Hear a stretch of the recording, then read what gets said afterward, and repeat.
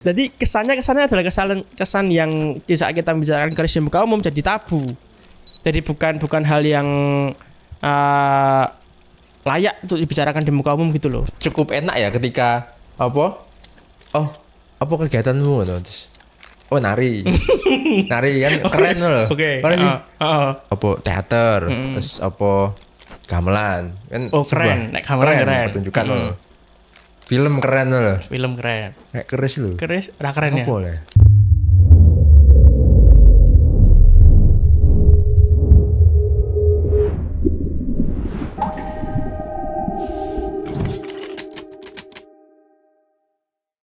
Salam sejahtera teman-teman dan salam budaya. Kembali lagi bersama kami dalam program podcast Dunia Keris berjudul Saling Silang.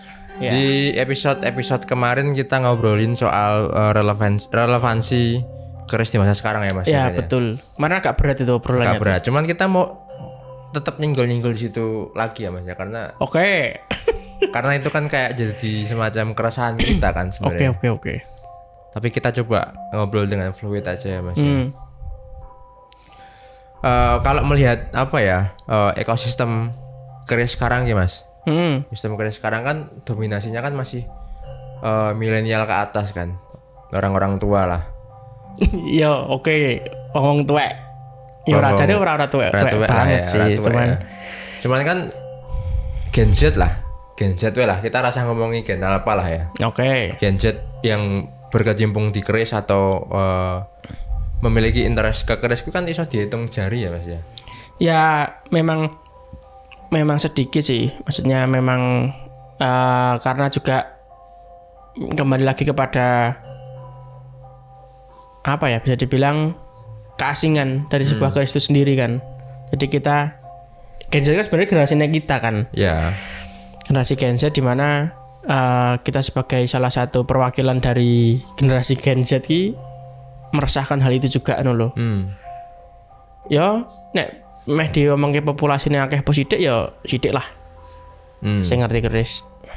Nah itu gimana sih sebenarnya caranya ben teman-teman anak muda ini, wah aku nek ngomong anak muda ini kayak wong saumuran lah ya, wong saumuran. Ya maksudnya generasi kita ke bawah. Generasi kita itu supaya bisa interest ke keris itu gimana itu? Soalnya kalau saya berkaca sama saya sendiri kan, ya so-so wae sebenarnya kalau aku. So-so iki maksudnya? So-so kan dalam artian ya wis biasa wae. Aku tahu keris. Aku ngerti perkembangan keris secara garis besar tapi yo enggak meh ngopo-ngopo nih keris itu. Oke, jadi menyadari dan mengetahui bahwa keberadaan keris itu ada tapi tidak mau masuk ke dalamnya. Iya, enggak meh ngopo-ngopo, tapi ketika malah aku kenal Mas Kevin terus cukup ngetot ke lebih dalam itu jadi perhatian meneh ki aku. Oke. Jadi coba menelaah lagi tentang dunia keris kuwi. Gitu. Oke. Ya mungkin ada banyak orang sing relate karo aku ya Mas ya. Yang apa ya? Ya secara garis awam kan maksudnya kan.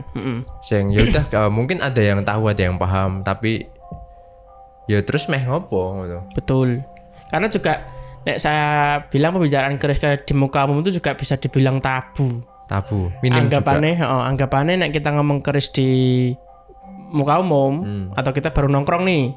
Kita nongkrong kan ki wayah-wayah poso to ki, pas buber ketemu kanca-kanca yang diobrolkan itu keris. Itu kita lah iki urip tahun piro iki? Kayak gitu kan. Jadi kesannya adalah kesan yang di saat kita membicarakan keris di muka umum jadi tabu. Jadi bukan hal yang layak untuk dibicarakan di muka umum gitu loh. Kan itu yang muncul di masa-masa sekarang kan. Dan itu juga saya rasakan di saat saya bertemu dengan teman-teman saya yang seumuran terus tanya, "Kesibukanmu apa, Win?" "Aku dodolan apa barang antik." Nah, saya sendiri pun juga masih ada batas di mana barang antik ini mau saya jelaskan sebatas apa. Apakah saya akan menjelaskan barang antik langsung ke kerisnya atau saya melipir dulu? Melipir dengan nama barang antik. Barang nama antik terus saya nyebutnya ada kursi, dipan, baru, keris, tombak, sagrak, vas, baru gitu. Jadi di saat saya ditanyai kesibukan dan segala macamnya, walaupun saya berkecimpung setiap harinya di dalam dunia perkerisan, cuman saya sendiri pun juga masih ada batas di mana lawan bicara saya ini oke nggak dengan keris. Kalau semisal itu oke dengan keris, maka kan saya langsung vulgarkan keris. Karena kalau saya langsung ngobrol tentang keris ke orang yang memang dia sudah pandangannya minor terhadap keris, ya nggak connect. Ya. Toh pun malah menjadi diceramai saya. Lah, cahana mau dolanan keris piye to? Ayo, Bu, dolanan liyane. Keris sih ngene-ngene nah, jadi seperti itu. Karena saya pernah menjumpai di saat saya menjabarkan perihal keris, bukan menjabarkan sih, saya hanya mengatakan kegiatan saya sehari-hari perihal keris. Ada yang nyeletuk. Lah, keris sing ngopo kok bawa peni? Pesugihan kok. Nah gitu malah. Lah kok ini pesugihan? Kan gitu, karena pandangannya keris itu adalah sarana tadi. Sarana mistis segala macamnya. Nah di saat itu saya perlu memfilter orang-orang mana yang langsung bisa saya sebutkan bahwa saya bekerja di bidang perkerisan, atau orang-orang yang hanya sebatas cukup tahu barang antik saja. Karena sebenarnya kalau kita telaah lagi pertanyaan orang-orang itu hanya sebatas formalitas kan. Bahasa basi-basi kan sebenarnya kan. Dia sibuk apa Pin? Kan gitu. Nah, aku ngomong aku nyamar dari CEO kan enggak masalah sana. Ya toh. Kan enggak masalah kalau aku nyamar dari bahasa basi. Ayo bahasa basi kan. Aku sopir ternyata aku CEO kan enggak masalah. Nah, sebenarnya kan itu tidak apa-apa tak jawab seperti itu. Cuman kembali lagi di saat ada orang yang bertanya, saya masih ada barrier tuh, masih ada batas. Masih ada batas di mana saya akan mengungkapkan secara gamblang atau saya hanya sebatas barang antik saja. Nah, itu pun juga menjadi salah satu faktor kan sebenarnya kan. Faktor di mana ternyata keris juga belum familiar di layak umum. Seperti itu Mas Andro. Ya mirip-mirip sih sebenarnya sih kayak. Iya. Beberapa kali kan Raiku kan wis ke-up nang podcast ya. Apa? Pertanyaan pertama kan mesti orang-orang awam sing ngerti aku sebelumnya adalah bukan yang berkecimpung di keris terus tiba-tiba masuk ke keris ki kayak lah ngono. Ki keris Keris iso ngadeg dhewe ra. Mesti ngono. berarti kerisnya mistis lah, keris yang ngadeg atau batas pertama itu mistisnya ya. Mistisnya. Oke, lanjut. Apalagi terus, berarti? Adalah yang nyeletuk kayak Ci, aku duwe keris ki isine tuyul dolen lho. Terus ngopo ngono lho. Ngopo digo dhewe ya? Ora digo dhewe. Kan sugih ya digo dhewe. Terus ayo itu sih rata-rata pasti diasosiasikannya ke mistis terus gitu. Ya, tapi nek keris isine tuyul gitu ora masuk akal. Ora masuk akal ya. Usane keris e. Ya itu terus apa meneh ya? Mistis terus nah ini apa kan aku juga berkecimpung dengan seni dan budaya ya Mas ya. Oke. Khususnya di perfilman ya berarti ya. Film khususnya di film terus sering lah menjumpai maksudnya di beberapa teman di komunitas itu kayak sharing itu kan cukup enak ya ketika apa kegiatanmu terus nari kan keren loh. Oke. Keren nenek wujudnya terus ada bisa disombongkan loh. Oke, padahal menungso itu sombong saat ini. Nari terus apa teater terus apa gamelan kan keren nek gamelan keren pertunjukan loh. Film keren loh. Kayak keris ora keren ya. Boleh. Berarti tinggal diceritakan nih nongkrongan nih piye lho bro. Lah ya itu. Berarti kan itu keresahannya sama titiknya kan. Antara yang saya rasakan dengan padahal dirimu lagi wae mlebu kan hitungannya. Baru saja mengenal dunia perkerisan kan. Iya. Nah aku saka cilik. Saka SD. Nah, kuwi. Saka SD sudah berkecimpung dalam dunia perkerisan ya walaupun hanya sebatas ngelapi warung keluar minyak keris ya. Terus mulai sekarang sone kan saya nggak kuliah. Saya nggak kuliah dipertanyakan lah ngapa Mas? Kowe sibuk apa tuh jane? Sibuk apa tuh jane kowe ngono? Isi-isi keris. Kan aku ya ngomong ya ngelapi warongko Pak. Piye kan? Jadi nek perihal keresahan itu kan berarti titiknya sama. Nah tinggal bagaimana nih apakah kita tetap seperti ini atau kita ada sikap yang harus kita siapkan untuk menghadapi hal serupa. Karena kalau itu terjadi terhadap kita, bisa jadi terjadi juga kepada orang-orang generasi Z yang sedang mendalami keris atau sedang tertarik dengan keris, terus dia tidak tahu nih, wah aku nek seneng keris aku ngobrol karo sapa ya? Ngaku kanca-kancaku emang udah ngerti keris. Ngaku ngobrol karo kanca-kancaku perihal keris, dikira aku musyrik. Dikira aku nyembah keris malahan. Nah yo, kan seperti itu. Karena stigma itu yang masih melekat kan. Jadi kemelekatan itu yang membuat kita sebagai generasi Z ini menjadi ruang lingkup geraknya semakin sempit. Karena tidak seperti di saat kita sekarang berkecimpung di dunia kripto katakanlah. Nah kita bisa masuk ke siapa saja tuh. Kita ngobrol kripto di muka umum akan terlihat keren. Wah keren kita cilik dolanannya kripto kan seperti itu. Kripto BTC. Cah nom dolanannya kripto. Wah keren ki. Nah, seperti itu. Nah nek keris lah. Cah nom ngopo keris kowe? Kan seperti itu malahan. Ora bahasane cacah ora skenane lah. Ora skenane. Ya itu kan berarti nek dirimu sendiri Mas Andro. Solusi apa yang mbok terapkan atau yang mbok keluarkan di saat menghadapi hal seperti itu lagi? Respon apa? Respon ini sebenarnya aku punya harapan buat ini ya Mas, buat menginfluence ya. Buat mencoba untuk bercerita tentang keris loh.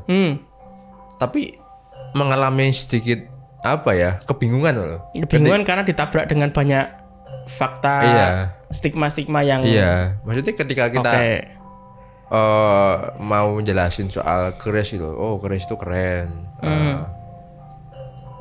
gini ke orang awam itu malah apa ya, malah nggak oke lah, nggak okenya karena apa ya, mungkin mereka juga akan bingung menerima itu seperti apa loh. Benar sih. Nah itu masuk akal sih Mas. Di contoh ya aku duwe keris zaman Gajah Mada ki. Oh, dia Majapahit berarti. Majapahit. Oke. Zaman Majapahit. Zaman Gajah Mada zaman kapan? Keris Majapahit ki gini. Yo pada akhirnya kan apa ya, kayak kita yang bercerita kosong loh. Oke. Iya gak sih? Oke, karena jadi terkesan asik sendiri ya. Asik sendiri. Ape. Terus? Nek ngomong neng gon awam ya. Kira aku duning tongkrongan lah, neng kanca cerakmu mungkin gitu kamu akan terlihat asik sendiri gitu. Ya. Itu terlepas dari hal-hal mistis ya. Secara filosofis histori juga neng kono lho kayak. Oke ki kok susah banget ya. Menginfluence orang-orang tuh saya pikir susah nih secara. Iya benar sih. Secara iki ya omong mulut ke mulut ya Mas ya. Ya, atau gitu. Karena memandang karena konco cerak ya. Teman dekat terus memandang bahwa karemu lah. Kan bisa jadi seperti itu. Jadi kita semacam dimingge iki apa ya? Tidak dianggap penting lah dalam pembicaraan keris. Ngelegani tadine kan, sebatas ngelegani tok kan. Nah, tapi di satu sisi juga saya melihat sebenarnya itu juga menjadi salah satu tanggung jawab kita sebagai orang yang sudah masuk dalam dunia perkerisan, dimana itu mungkin tantangan secara langsung, tantangan di lapangan secara langsung yang kita hadapi. Bagaimana cara kita memasukkan unsur-unsur budaya, entah itu keris, entah itu yang lainnya terhadap teman-teman kita yang memang tidak paham tentang itu. Kan sebenarnya itu kalau bisa dibilang tanggung jawab ya itu mungkin tanggung jawab kita jadinya. Karena nyatanya ada loh teman dekatmu saja kamu tidak bisa memberikan pandangan perihal keris. Kan seperti itu. Ya.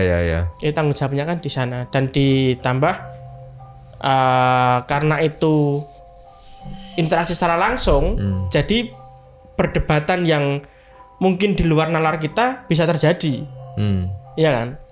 Terus di saat ada pertanyaan yang di luar nalar kita atau di luar prediksi kita, yang jarang ditanyakan oleh orang-orang lain, Kita jadi kebingungan tuh. Ya, Di saat kita kebingungan, maka terlihat kapabilitas kita bahwa ya gue ora layak ngomong ke keris. Kan bisa saja seperti itu kan. Jadi mungkin yang perlu kita lakukan ya kita perdalam dulu secara pribadi. Kita pahami dulu, kita tahu dulu unsurnya keris, kita tahu dulu nilai daripada keris. Kalau sudah baru seumpama nanti kita bertemu atau kita bersosialisasi ada yang membicarakan keris, entah itu teman dekat kita, entah itu teman ngobrol kita, bicarakan keris dengan nilai yang melenceng, kita bisa membenarkan. Kita bisa memberikan edukasi yang setidaknya lebih mendekati sesuai sejarahnya lah. Tidak sebatas kerismu iso ngadeg. Tidak sebatas keris iso mabur. Iso Isa dhewe. Isa dhewe. Wih, berlebihan lah sih. Jadi mungkin seperti itu sih. Mungkin jadi, nek aku ya Mas ya. Caranya bisa masuk ning indis ekonomi ya Mas ya. Ngeri. Di ekonomi sekarang itu bagaimana anak-anak muda ini malah dhewe ya, generasi kita tuh malah tertarik ketika melihat keris itu sebagai salah satu aset investasi. Oke. Jadi mungkin kuwi akan jadi hal yang menarik tinggal mereka. Bukan soal ceritanya. Betul. Keris ini dibuat oleh empu iki. Betul. Tapi kembali lagi, jika kita mengambil keris sebagai aspek investasi, maka harus ada syarat utama. Barang kudu bener. Iya. Nah, untuk mengetahui barang bener ki mau, kan juga perlu butuh pengetahuan, perlu wawasan. Minimalnya panjenengan bisa mempercayai yang jual. Seumpama jenengan beli ke penjual A mengatakan bahwa keris ini orisinil, sepuh segala macamnya. Terus jenengan beli dengan harga normal katakanlah. Terus jenengan simpen segala macam. Terus nanti 5 tahun lagi atau 7 tahun lagi atau 10 tahun lagi atau kapan lah itu dijual lagi. Nah, kalau barang ini sesuai dengan perkataan penjual yaitu orisinil, sepuh dan segala macamnya, maka akan benar menjadi aspek investasi. Tapi kalau keris ini keris oseng-oseng, ya ora enek. Oseng-oseng iki enek lombok karo bawange. Oseng-oseng itu adalah kalimat yang digunakan di dalam dunia perkerisan untuk keris yang memang sudah dirombak. Jadi secara keaslian dan keautentikannya itu tidak terpenuhi. Jadi keris ada banyak faktor, ada banyak jenis untuk keris yang dimasukkan dalam kategori oseng-oseng.